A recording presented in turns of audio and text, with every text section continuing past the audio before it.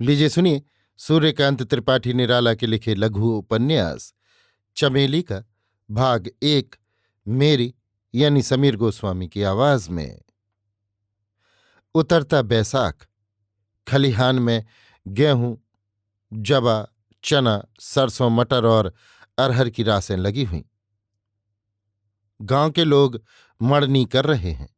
कोई कोई किसान चमार चमारिन की मदद से माड़ी हुई रास ओसा रहे हैं। धीमे धीमे पछियाव चल रहा है। शाम 5 का वक्त। सूरज इस दुनिया से मुंह फेरने को है। एक जगह घने आम के पेड़ के नीचे सब जगहों से ज्यादा लांक रखी है। एक रास भी माड़ी लगी हुई। एक अच्छा पलंग और एक चारपाई पर लठ रखे सिपाही बख्तावर सिंह थैली से तैयार किया रखा दोहरा निकाल रहा है।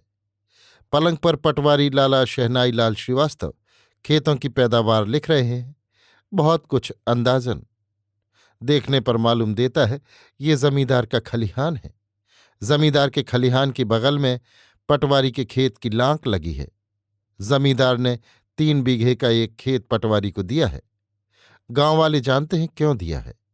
फिर भी लाला शहनाई लाल 100 से ज्यादा दफे जब गांव आते हैं, रास्ता चलते गांव वालों को बुलाकर कहते हैं, किसानों के अच्छे खेत से बीघा पीछे 2 रुपये ज्यादा लगान उनके खेत पर लगाया गया है। पुलिस और जमींदार अपने बाप को भी नहीं छोड़ते। लाला शहनाई लाल पैदावार लिखते हुए रह रहकर अपने खेत की लांक देख लेते हैं। संतोष की सांस छोड़कर फिर लिखने लगते हैं। सुखलाल अपने गधे से समझौते की बातचीत करता हुआ बगल के गलियारे से निकल गया। पुरवा की अदालत से लौटने वाले लोग कंधे पर अधारी डाले एक के बाद दूसरे चले गए, गंभीर भाव से कुछ मनन करते हुए। लांक की तरफ लपकते हुए भैंसे को भीखू चमार का नाती खेद ले गया। सूरज डूबने को है। किरणें ठंडी हो आई हैं। आम की डाल पर कोयल बोली। उठकर चमेली ने उस तरफ देखा। कोयल ना देख पड़ी। लदे आमों की कतार देखी। देखकर जैसे बड़े प्यार की चीज हो। कुछ देर तक अनमनी सी होकर औगी उठाकर फिर बैल हाँकने लगी। शर्माकर सिर झुका लिया। जैसे सिर उठाते वक्त सीना कुछ ज्यादा उठ गया हो। बख्तावर सिंह देख रहा था, आंखों में जैसे मजबूत इरादा लिए हुए। पास के मड़नी वाले कोई कोई चले गए हैं दूसरे कामों से। पटवारी शहनाई लाल भी चलने वाले हैं। जमींदार के गोड़ईत से घोड़ियां कसवा रहे हैं। गांव 1.5 मील दूर है। रात को नदी नाले से होकर गुजरते डरते हैं। सिपाही खलिहान के अहाते के बाहर तक छोड़ाने के लिए लठ संभाल कर बैठा। इसी समय लाला बनिया कंधे पर दोहर रखे खलिहान में आए और चमेली की रास देखकर मुस्कुराते हुए पूछा, ये रास कब ओसाई जाएगी? फिर आप ही उसके ओसाए जाने का दिन सोचकर दूसरी रास की ओर बढ़े। पटवारी को देखकर राम राम किया। पटवारी घोड़िया पर जा रहे थे, साथ जमींदार का सिपाही। चमेली उसी तरह गर्दन झुकाए औगी लिए बैलों को चलाती गई। सिपाही पटवारी को छोड़कर लौटा। सूरज डूब चुका है। दूर गांव के दूसरी तरफ आसमान पर ढोरों की खुरों की धूल दिखाई दी। खलिहान कुछ सुनसान है। कुछ दूर एक मड़नी चल रही है, पर किसी की धीमी आवाज वहां तक नहीं पहुंच सकती। चमेली के नजदीक के लोग दिन रहते रहते बैलों को बांधकर चारा पानी कराने के इरादे से गांव गए हुए हैं। मुंह अंधेरे तक आ जाएंगे ताकने के लिए। तब तक दूसरी मड़नी वाले लांक और रास देखे रहेंगे। वे सब अकेले आदमी हैं। कोई लड़का या लड़की किसी के घर है तो वो ढोर चराने गई है। घरवाली शाम तक भोजन पका रखती है और सवेरे का पकाया हुआ रखा है तो गृहस्थी का दूसरा काम करती है, जैसे कभी सीला बीनती रही या बगीचे के आम ताकती रही। जो कुछ रुपए धेली का हिस्सा लिया गया है या बैलों के चारा पानी का इंतजाम करती रही कि दिन भर के चले थके बैल आएंगे, उनके आगे रखेगी। बख्तावर सिंह चमेली के पास आकर खड़ा हुआ और एक दफा इधर उधर देखा जैसे सबकी रक्षा कर रहा हो। फिर लाठी का गूला रास की बगल में दे मारा और खंखार कर पूछा, तेरा बाप कहाँ है चमेली? हाथ की औगी धीरे से बैल की पीठ पर मार कर निगाह बैलों में गड़ाए हुए चमेली ने कहा, लकड़ी काटने गया है। लकड़ी काटने? बख्तावर ने हमदर्दी में ताज्जुब करते हुए कहा। हाँ, बेमन चमेली ने जवाब दिया। लादता है क्या? नहीं। फिर? मजूरी करता है। मजूरी करता है और इतना चलकर? हम कई मर्तबे कह चुके कि तू हमें दूसरा न समझ। हमसे जहां तक होगा हम तैयार हैं। वो खरीदे तो तू उसे समझा। गांव के 10-5 बबूल हम दिलवा दें आसामियों के। नहीं तो रुपया हम अपनी गांठ से देंगे, और वो चाहे तो लौट कर माल बेचकर रुपया चुका सकता है। ये मजूरी छूट जाएगी। हाँ, गाड़ी का किराया न देना होगा, हम सरकारी गाड़ी दे देंगे। बख्तावर सिंह धन्ना सेठी निगाह से चमेली को देखकर मुस्कुराया। इस कहने का कोई जवाब हो सकता है? चमेली की समझ में न आया। वो चुपचाप बैल हाँकती गई। एक एक दफे गलियारी की तरफ देखती थी कि उसका बाप आ रहा है या नहीं। बख्तावर सिंह ने इधर उधर फिर देखा और अपनी लाठी का गूला रास पर रखा। बैलों के साथ चमेली के घूम कर आते ही कहा, चमेली, तीसरे दफे कह रहा हूं। चमेली कुछ न बोली। बैलों के साथ चक्कर घूमती हुई चली गई। बख्तावर वैसे ही खड़ा रहा। चमेली का मौन उसे बड़ा सुहावना मालूम दिया। चमेली वैसी ही शांत बैलों के साथ फिर आई। अब के ठाकुर से न रहा गया। बढ़कर चमेली का हाथ पकड़ लिया। महादेव भैया रे, ओ महादेव भैया! चमेली ने आवाज दी। पहले देख चुकी थी कि महादेव मड़नी कर रहा है। कुछ दूर था। क्या है? महादेव ने मदद के गले से पूछा। जल्दी आ! चमेली जैसे अपनी जबान पर ही उसे ले आई। महादेव जल्दी से बढ़ा। चमेली की पुकार पर ही ठाकुर भगे। महादेव जब चमेली के पास आया तब ठाकुर चिल्लाने लगे, दौड़ो गांव वालों, महादेव न चमेली की रास में क्या कर रहा है। ठाकुर की आवाज बुलंद थी, गांव की दीवारों से टकराई। गांव और बाहर के लोगों ने सुना। कुछ दौड़े भी। महादेव को ठाकुर की आवाज से ही चमेली के साथ वाली हरकत मालूम हो गई। घबरा न, चमेली से कहकर महादेव ठाकुर की तरफ बढ़ा। ठाकुर लाठी लिए तैयार थे ही। महादेव के हाथ में सिर्फ औगी थी, लेकिन ये पट्ठा था और लड़ता था। ठाकुर की देह में सिर्फ दाढ़ी और मूछों के बाल थे और हाथ में एक तिलवाई लाठी। महादेव के आते ही ठाकुर ने वार किया। महादेव वार के साथ भीतर घुसा और कमर पकड़कर उठाकर ठाकुर को दे मारा। इसके बाद ठाकुर की बुरी हालत थी। कई जगह चोट आई। अब तक गांव के लोग पहुंच गए। मनराखन ने ठाकुर पर महादेव को देखते हुए पूछा, क्या हुआ? शीतल दीन मनराखन के बाद पहुंचे और महादेव और ठाकुर को देखकर ताज्जुब में मनराखन से पूछने लगे, क्या है? माधो सुकुल पहुंचने वाले तीसरे थे। देखकर शीतल दीन और मनराखन से कहा, इन्हें छुड़ाना चाहिए। बदलू कुम्हार पहुंचे।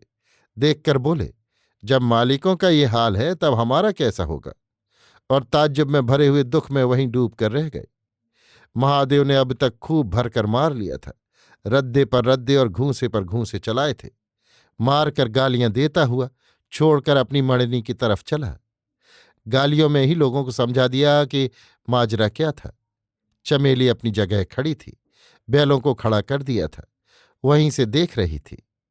महादेव के चले जाने पर सिर झुकाए हमदर्दी से ठाकुर बख्तावर सिंह को पकड़कर गांव वाले अपने अपने अंगोछे से उनकी गर्द झाड़ते रहे, और जो कुछ कहा वो महादेव की तरफदारी में बिल्कुल न था। फिर भी ठाकुर नाराज थे कि वक्त पर नहीं छुड़ाया। बैठे हुए फटी निगाह से इधर उधर देखते रहे। गर्द झाड़कर लोग अंगोछे से हवा करने लगे। ठाकुर कुछ होश में आए। होश आने पर जोश आया। बोले, हम बचाते थे, सोचते थे कि कौन हाथ छोड़े, कौन हाथ छोड़े, लेकिन साले शूद्र ने अपमान कर ही तो दिया। अच्छा, देख लिया जाएगा। ठकराइन ने दूध पिलाया है तो तुम्हारी उसकी कोई जोड़ है मालिक? शीतल ने ठाकुर को ठंडा करते हुए कहा। शेर और सियार की बरनी। ठाकुर कुछ और जोश में आए।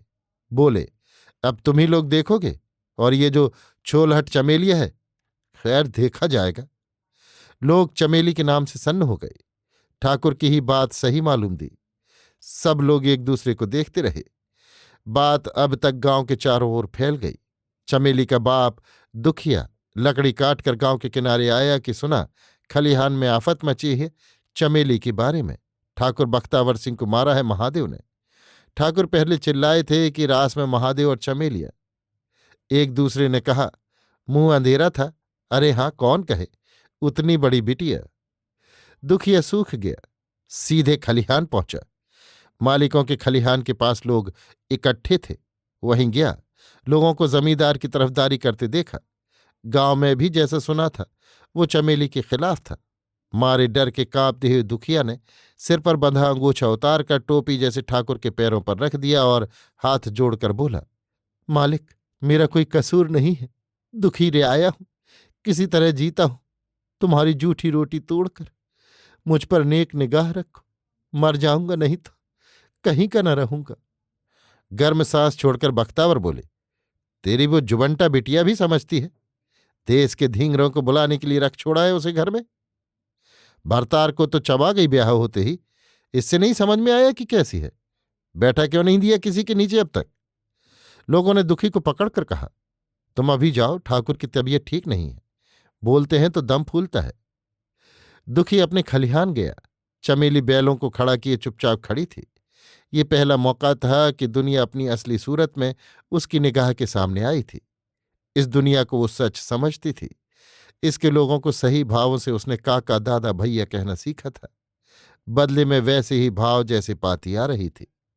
पर आज कैसा छल है।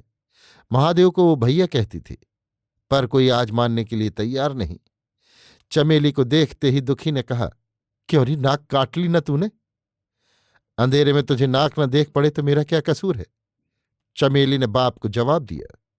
दुखी हैरान हो गया, कहा, हरी, जमीन पर पैर रखकर चल। तो तू क्या देखता है, किसी के सिर पर पैर रखकर चलती हूं, जमींदार के सिपाही की तरह? दुखी डरा, फिर जमींदार के प्रताप का सहारा लेकर बोला, अरे आंख में माड़ा न छाए, कुछ देख। मैं खूब देखती हूं, माड़ा छाया है लोगों की आंखों में और तेरी भी। चमेली बदल कर खड़ी हुई, दूसरी तरफ मुंह करके। दुखी उस सच्चाई के सामने अपने आप दबा। फिर उसने गिरते सुर में पूछा, फिर बात क्या हुई, बता। लोग क्या कहते हैं? लोग कहते हैं अपना सिर। लोग उसी ठकुरवा की ठकुर सुहाती कहते हैं। बात यह हुई कि ठाकुर मुझसे कहता था कि तेरा बाप मजूरी क्यों करता है, हम बबूल दिला देंगे, दाम नहीं तो अपने पास से देंगे, मालिकों की गाड़ी देंगे, काट कर कंपू से बेच लाए, दाम फिर लकड़ी बेच कर दे। तो फिर मालिक और कैसे रियाया पर दया करे? तेरा सिर करे, चमेली की मां ने पीछे से कहा। चमेली की मां पास के दूसरे गांव न्योते गई थी। महादेव को सूझा, ठाकुर को मारकर उस गांव सीधे पहुंचा। महादेव की मां भी वहीं थी। चमेली की मां कहते ही वहां से चल दी और ठाकुर की सरासर शरारत है समझी, क्योंकि चमेली ठाकुर की पहले की 2 दफे की छेड़ मां से कह चुकी थी। ताव में भरी चमेली की मां चमेली को आरी कहकर साथ लेकर घर चली गई। दुखी दीन भाव से अपने बैलों के मुस्के खोलकर वहीं बैलों को बांधने लगा। ठाकुर के पास गांव की करारी भीड़ जमा हुई। चौकीदार पस्तू पासी रिपोर्ट कर देने के लिए कई मर्तबे कह चुका और समझा दिया कि गांव के सब लोग जानते हैं, गवाही देंगे। थानेदार साहब के आने भर की देर है। मारे जूतों के महादेव के सिर के बाल उड़ा दिए जाएंगे। सजा तो बाद को होगी ही। गांव के लोग पूरे उत्साह से साथ देने को कहने लगे। कस्में खा खा करके जैसा देखा है वैसा न कहें तो अपने बाप के नहीं, नाश हो जाए, खाट सीधे गंगा जी जाए। कुछ देर में जमींदार साहब आए। ठाकुर जमींदार साहब के भैयाचार थे। शूद्र ने पीट लिया, सबसे बड़ी चिंता उन्हें ये थी। रिपोर्ट कराने के लिए चौकीदार से कहकर ठाकुर को चारपाई पर गांव उठवा लाए और रातों रात कुल बातें मालूम कर मामले को मजबूत करने की तरकीबें सोचने लगे। अभी आप सुन रहे थे सूर्यकांत त्रिपाठी निराला के लिखे लघु उपन्यास चमेली का भाग 1, मेरी यानी समीर गोस्वामी की आवाज में।